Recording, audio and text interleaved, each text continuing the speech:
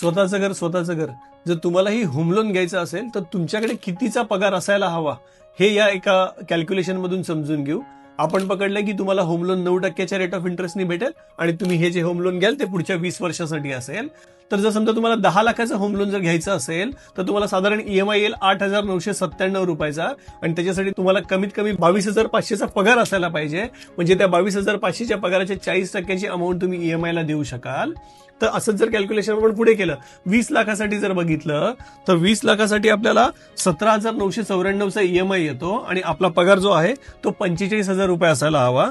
हेच जर आपल्याला जर 50 लाखाचं होम लोन घ्यायचं असेल तर आपल्याला 50 लाखासाठी येईल 44,985चा ईएमआय 50 लाखाच्या होम लोनसाठी आणि आपला पगार कमीत कमी 1,12,000 किंवा 1,15,000 पर्यंत असायला हवा.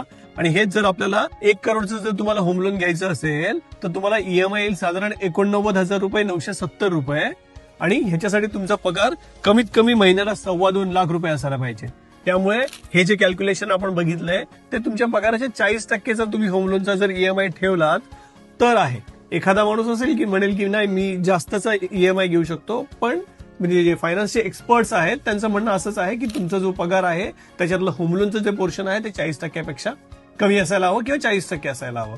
तुम्हालाही जर असे काही कॅल्क्युलेशन जाणून घ्यायचे असतील तर मला खाली दिलेल्या नंबरवरती संपर्क साधा. थँक्यू.